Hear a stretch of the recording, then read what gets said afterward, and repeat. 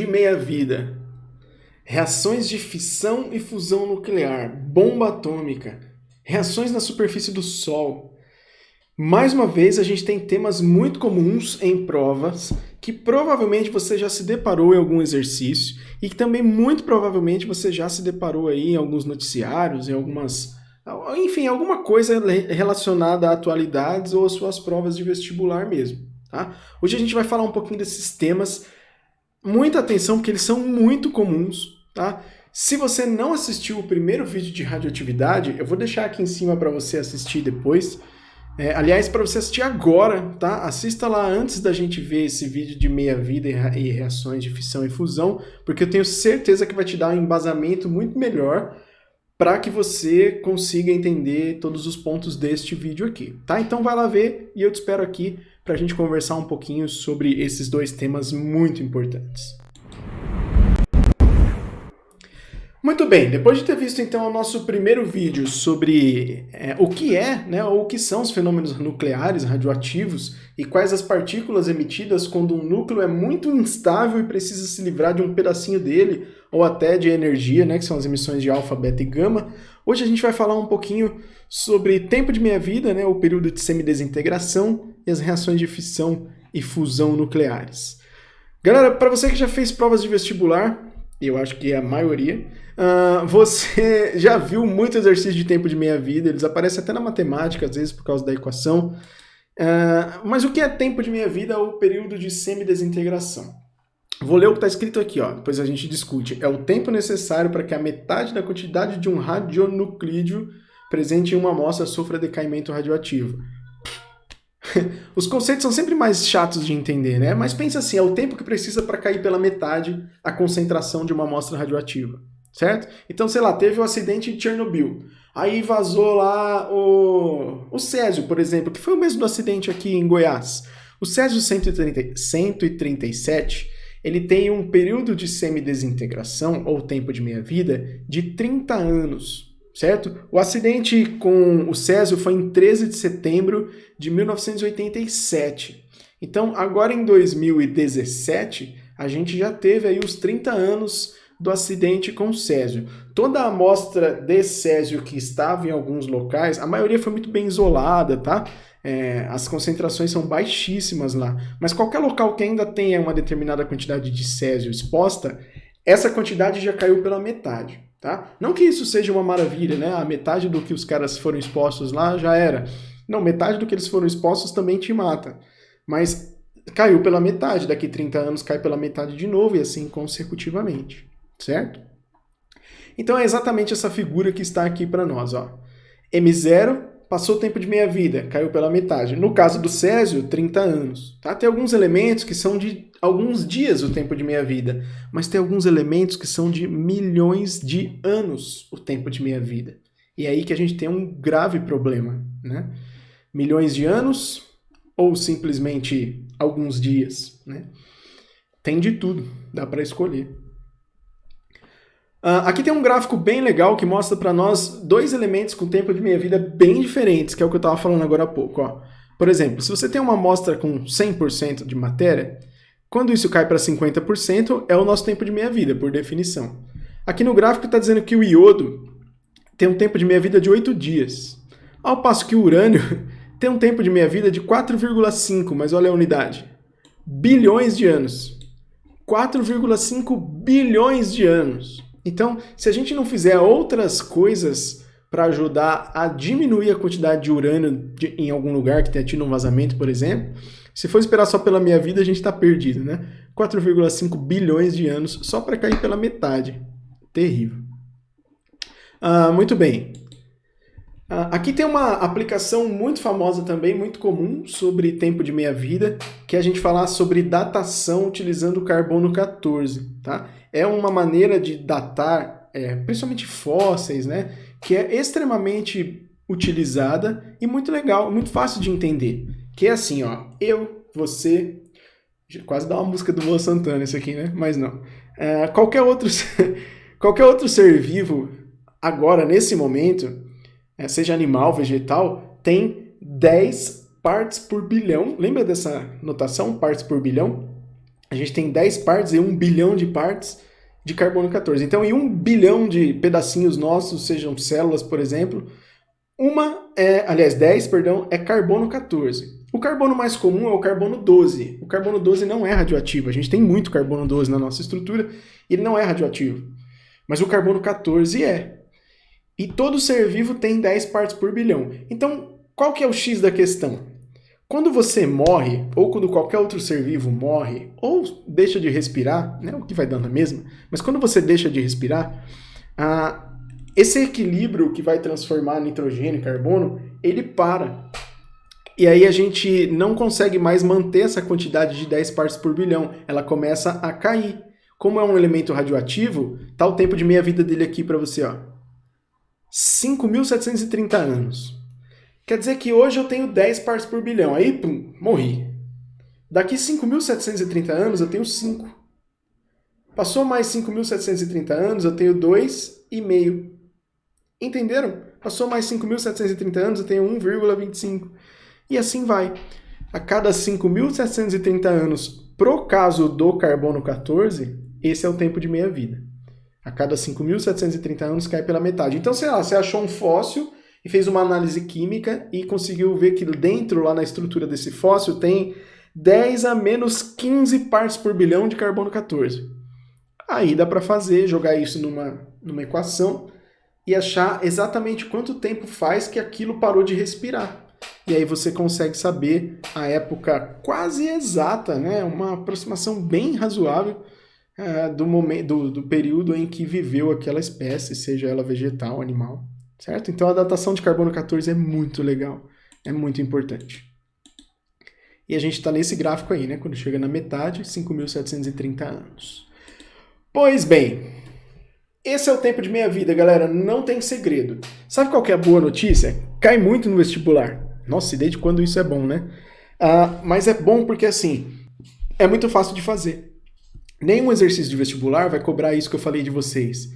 Tinha 10 a menos 15 partes por bilhão de carbono 14. Não, eles vão cobrar assim, ó. Um elemento radioativo tinha uma massa inicial de 100 gramas. O tempo de meia-vida dele é 2 dias. Quanto tempo demora para essa massa chegar em 5 gramas?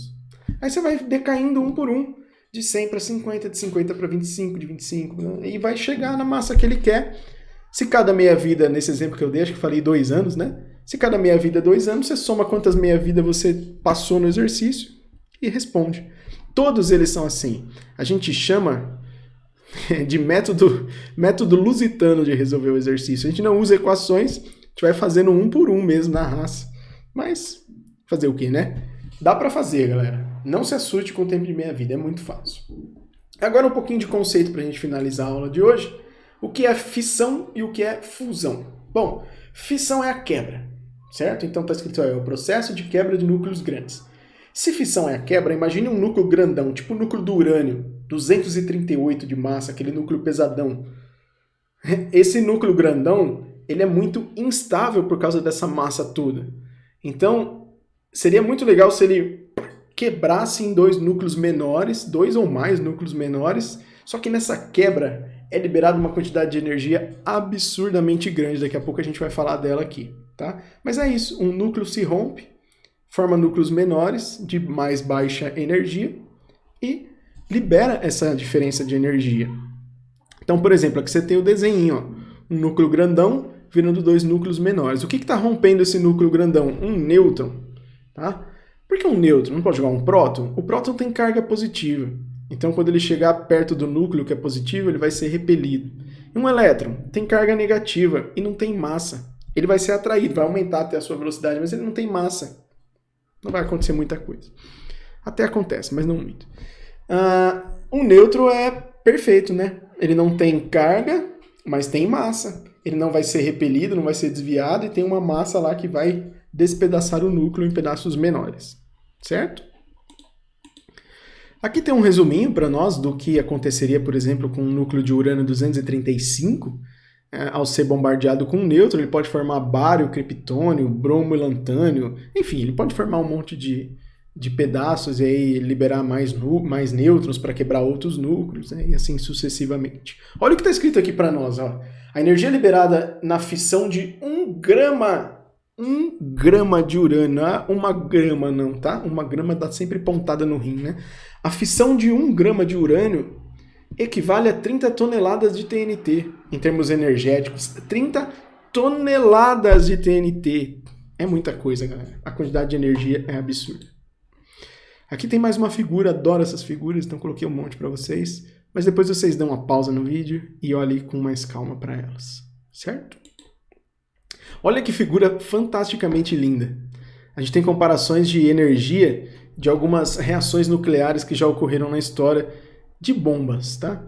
Por exemplo, aqui embaixo ó, tem os dois vermelhinhos, são Hiroshima e Nagasaki. As bombas lá do fim da Segunda Guerra.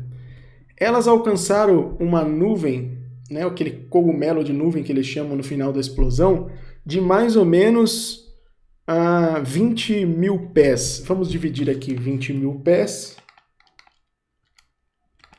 0,3. Ops. Enfim. Depois a gente faz essa conta. Não sei se você consegue enxergar aí, ó. É que eu acho que 20 mil pés são 0,3 metros, né? Depois eu vejo isso. A gente tem um desenho do Monte Everest. Não sei se dá para ver daí. O Monte Everest tem 8.800 e alguma coisa de metros. Então significa que 20 mil pés vai dar 0,3, quase 7, né? Quase 7 mil metros. Então praticamente a altura do Everest. É coisa pra caramba. Mas olha essas outras explosões que a gente tem aqui, ó. Um voo comercial voa aí a 35 mil pés. Um pouquinho mais. Aí tem uma bomba de 1 megaton, de 15 megatons e de 50 megatons, que é a Tsar Bomb, a bomba russa. 50 megatons, galera. Olha a altura desse cogumelo. Chega a, sei lá, 350 mil pés. É absurdamente grande, tá? Uma bomba da década de 60, mas em termos de energia é um negócio absurdo, né? Depois vocês fazem essas contas aí para converter pés em metros. Se eu não me engano é 0,3, tá? Até pela altura que está aqui do Everest, acho que é isso mesmo. E a fusão? A fusão é muito mais legal. A fusão é demais.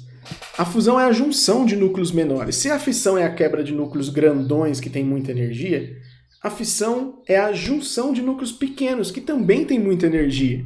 Então, por exemplo, aqui tem um núcleo de hidrogênio deutério, hidrogênio de massa 2, e um hidrogênio de massa 3, que é o trítio. Lembra dos isótopos do hidrogênio?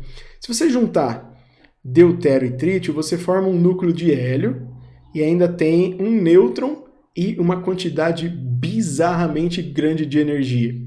Onde ocorre esta reaçãozinha? No Sol. Só isso. Aquilo tudo que a gente vê ali no Sol, de grandeza, de energia, de luz, não é fogo, tá? Você não pode, em hipótese alguma, achar que tem fogo no Sol. Senão ele seria frio demais, né? O fogo é muito frio. O Sol tem energia pura que veio da junção de átomos de hidrogênio por reação de fusão nuclear. Átomos que se fundiram, se misturaram e formaram um átomo novo, que seria o hélio. Essa reação é muito comum desde sempre, tá? Todo elemento que foi se formando no universo foi se formando por fusão nuclear até chegar em elementos mais pesados. É assim até hoje que uma estrela morre, colapsa, por exemplo, quando ela chega em carbono ou ferro, né? Quando ela chega em ferro, coitada, aí complicou. Mas são átomos que vão se juntando e formando espécies mais pesadas, né? Isso libera muita energia, galera. Muito mais energia do que a reação que a gente viu de fusão. Aqui tem uma comparação para a gente finalizar a aula. A fissão nuclear, a quebra, a quebra do urânio, aqui ó, tá energia em kJ por grama para urânio, tá?